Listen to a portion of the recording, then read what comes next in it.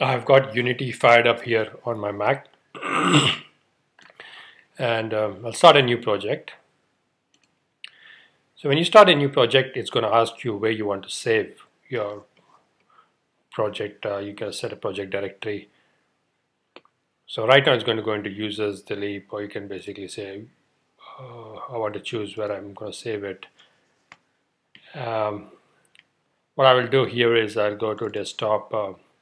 I have IDM 2015. I've got Games Programming 1, and I'll just save it here as session 1. So what I'm doing here is I'm covering the things that Mark covered in session 1, and it's a bit of a revision of the whole thing, and even I'm trying to get familiar with this whole process and with Unity. So I've set my folder. Now bear in mind, if you're going to choose My Documents and you allow it to go straight to the network drive, it will give you a problem. The projects do load slowly over the network, and sometimes it can't find the monodevelop path which links to the coding editor. So anyway, I'm going here. I'm not importing any packages. Unity comes with a lot of libraries. I'm just creating a project right now. And the defaults are for 3D because that's what we are interested in. So there you go. I've set up a new project. I'll go through the things that Mark demonstrated in class. Some of you completed the tasks, some of you did not, and some of you missed the session entirely. So here we go. To start with, what we did was we played with a bit of script. So under assets, really, we're going to create a new folder for scripts. Now, what we really want is good housekeeping, so we are also going to create a folder for images that we will use for textures, and they get mapped depending on the texture coordinates that you have put on a 3D object. And we also create a folder for scenes. Now this is a scene. Whenever you want to open your file, you actually open a particular scene and work in it. And so while we're at it, I might as well save my scene. And by default, it tries to go into assets, but what I want to do is I want to tell it to, I'm just going to quickly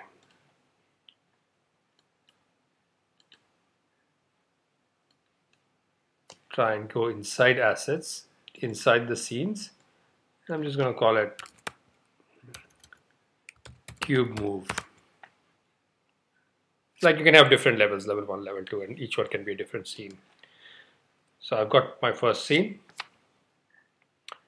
So this is good housekeeping. I've saved it. Control S or Apple S. Now under scripts, we played with a bit of script. So what we did was we are using C#. We're not using JavaScript.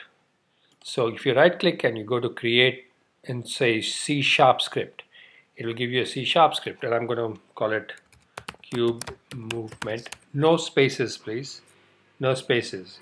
It will automatically add an extension for me there, and it'll call it a CS file or something.cs file, but it has created a script called cube movement, and it has given me a public class called cube movement.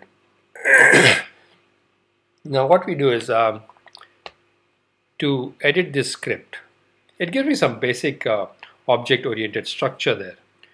Now don't worry too much if you don't understand this. If you're just new to programming, the most important thing for now that you need to understand is variables and how we use them. So one of the first things that you sort of want to know is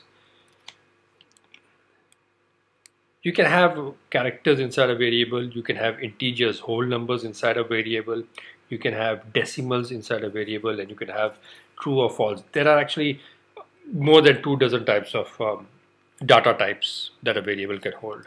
But these 4, string, integer, floating points, decimals, that is, and booleans are the ones that we're going to focus on.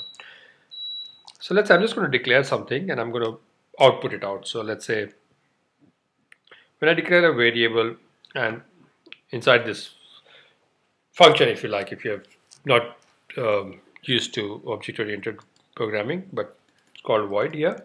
Since I defined inside a class, it gives us two of these functions to start with, start and update. Update will update as many frames per second as your hardware can support, but we'll just use the start one because the update keeps updating. And I'll define a variable, string, let's say my name. I can define my name is a string, or I can also say my name actually is Dilip.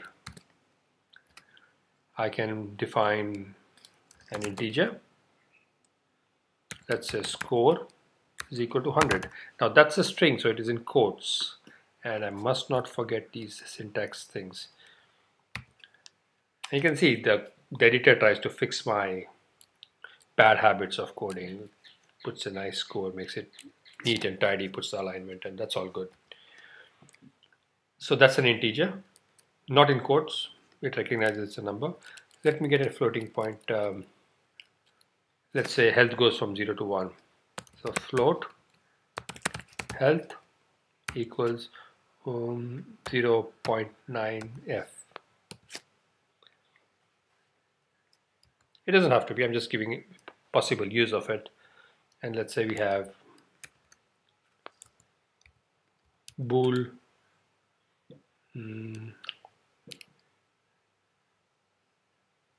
let's say alive equals true.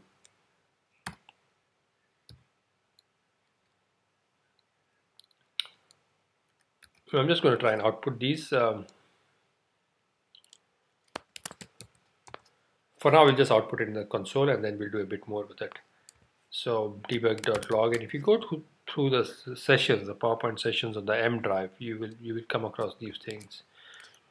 So if I just say just log hello, so whatever is within quotes is going to throw it out. But if I say debug.log, it will throw it on the console. If I say my name, now my name is actually going to go and check what is inside my name. So let's say you log on to a gaming console as Ace Gamer, and your console says welcome Ace Gamer. Then you log off and your friend logs in as Awesome Pro Gamer. The computer says hello Awesome Pro Gamer.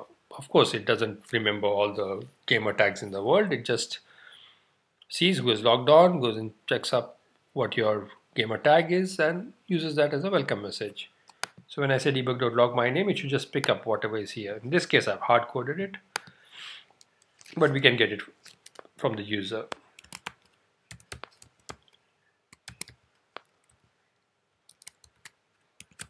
Now there might be errors in this, but so it's going to pull out score, and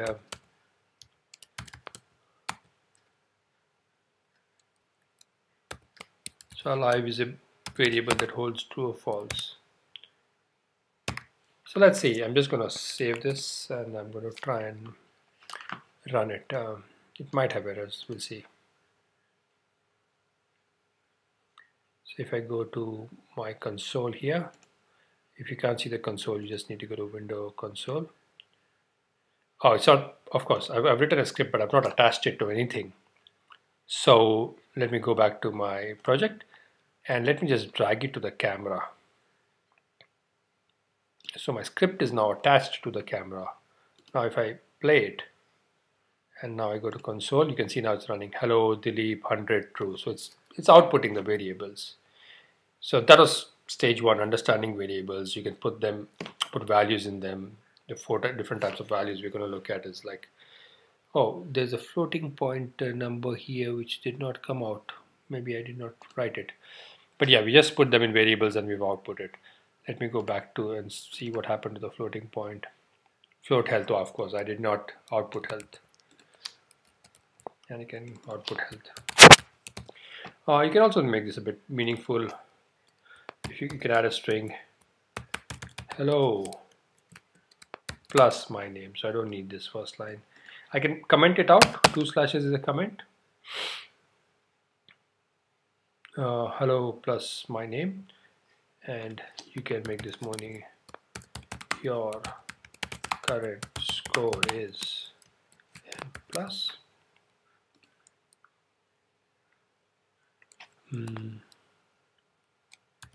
life status, and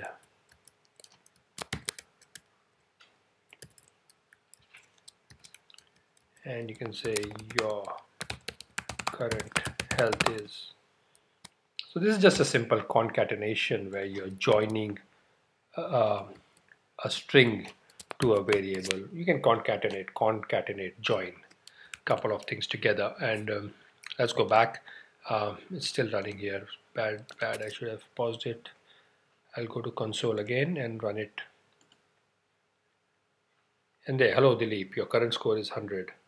Life status true. Your current health is acceleration event 0.9. Thanks. I put an F in my. I should have put an F. A floating point. Yes, okay, it was there. So that's basic variables and outputting variables. For those of you who missed it, those of you who are confused, a bit of a revision there. So I'll recap session 1, and as and when I get time, I'll recap the sessions. So in session 1, what we did was, I'm going to minimize this MonoDevelop for now. We went and I've just got 4.6.2 on my Mac. Now the beauty is, let me show you where this folder is.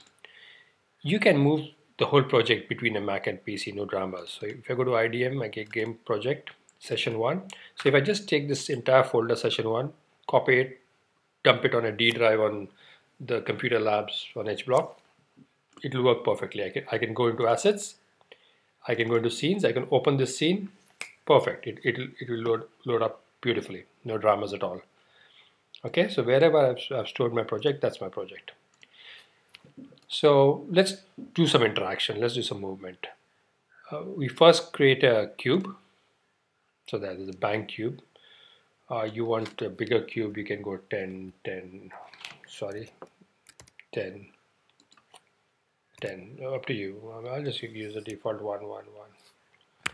1 tab 1 tab 1. Okay, here you can pan this scene camera. If you click on the Y, you can see the top view, X view, Z view, front view. We can see various views, whatever you want. So I usually like to see it this way, and I'll just pull it down a bit. So there you go. And that's my camera, and that's fine. So my camera is here and that's my object.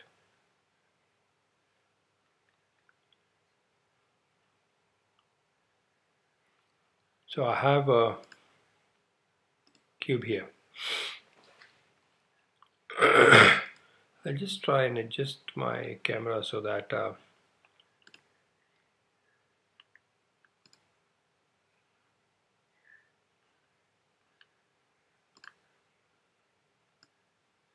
yeah, somewhere in the middle and somewhere closer.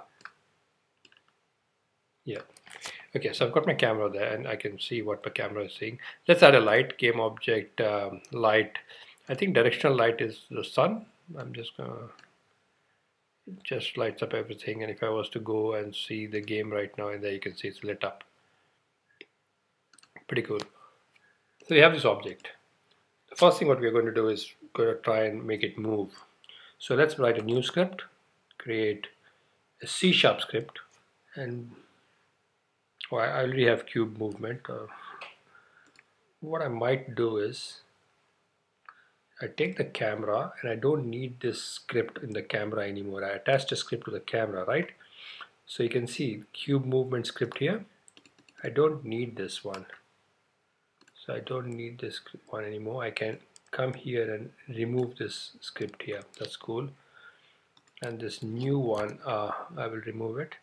Now this cube movement, what I will do is these variables that are made, I'll make a comment all around it. So /* is the start of a comment, and */ is the end of the comment. So this area I've commented out. Okay, so I've just commented this out. And I'll put a comment there, play with variables. So even when you remove the comment, and I'll put this file up along with the video. Even when you remove the comment up, you can get all of your code back, okay? So if you remove this, you'll get your code back.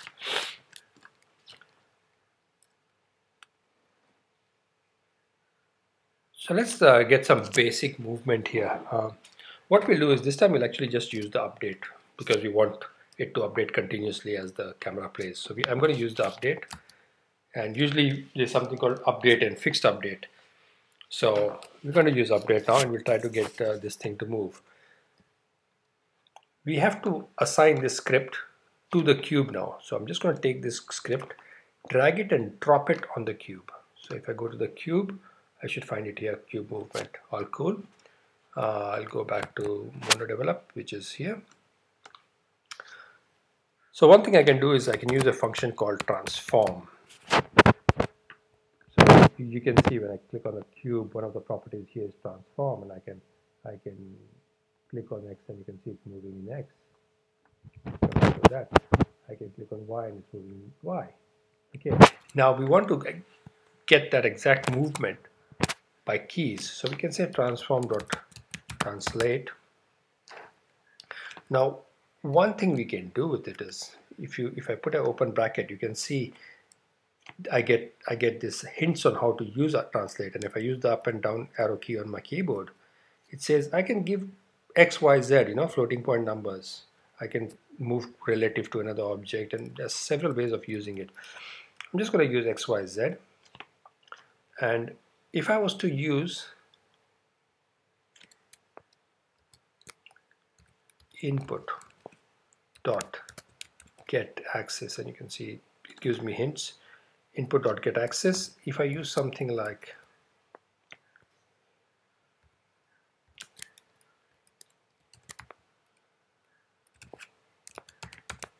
horizontal,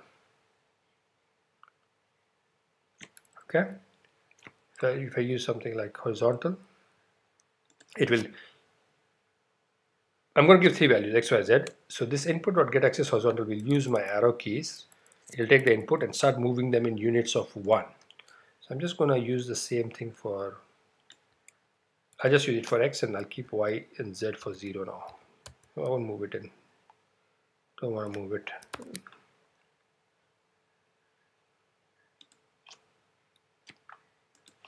So let's see. See, the moment I put a semicolon, it sort of tidies up that line for me, put spaces. I like this editor, it's pretty good. So I'm going to save this. All I'm saying is, as it updates, translate, take input of keys. I'll show you where it is programmed. And translate, this is the x-axis. So x-axis will move using my keys. Let's see if it actually does. So when I go to play, and I use my arrow keys, and you can see there, it's pretty fast. See that? It's actually moving in exactly units of 1. Now if I want it to go smaller, what I can do is I can actually say, you know what, go in tens, and let's see, so it's going to go a bit more smooth. And there you can see it's got a bit of an ease in and ease out there as well. So now you can do the same, put the same thing, this whole thing into Y and Z, but this is where variables come in handy. You can make a new variable. You can say floating point move X, because you won't get an integer, you'll get some kind of a, when the movement is divided by 10, you'll get some kind of a decimal. Move X is equal to, I'm just going to take this entire value and put this inside this thing, and I have to put an F at the end to say that that's a floating point, right? So I'm going to do this for X and Y. So move Y, and for Y there is a pre-programmed thing called vertical, so I'll use that. I'll show you where they are. And now to transform translate, I'm going to give move x comma move y, and we'll program the z in a while. Just bear with me. Okay, I'm going to save this. So now when I play my game, I should have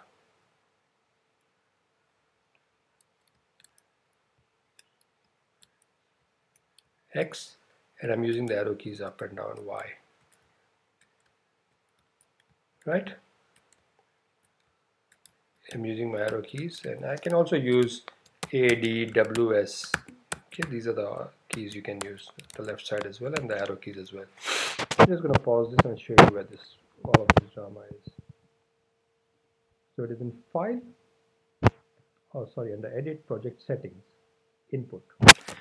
So you can see for the axes X, Y, Z, you have horizontal, then you have vertical. We don't have something for depth, and I can call it Z. So let me just add that here. Now, because horizontal is working beautifully, what we can do is we can right click on horizontal and say duplicate array element. I get one more copy here, and I can change this and say Z depth, just so that I know it's for the Z axis. Now the left and right are already used, A and D are already used. So I'm going to say I don't have any. I can go Q and I can go E, and I don't have any alternates for that. Okay, Q and E and Z depth. Cool. Now I have something called Z depth. So I can go back to my code and I can say move Z is equal to Z depth. I just need to be sure about my case, so I'll just go here and find out what happened. Edit project settings input ZD small. Okay, that's cool. I'm just going to go back and ZD small depth here. So now I should be able to move that even in the Z. So let's play it. Paused.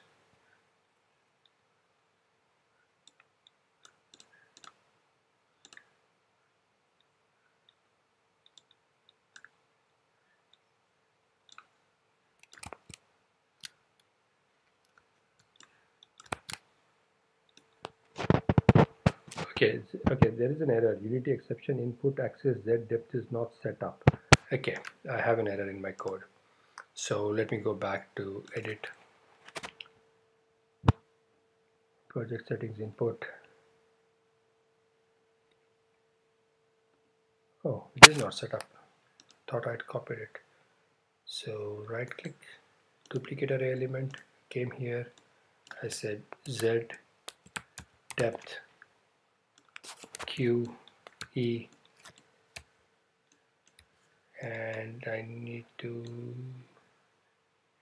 save it. Okay, there you go. Spectre has got all of them.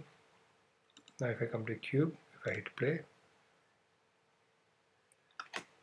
so now if I go Q and E, top bottom is working, QE is not working. Okay, let's see.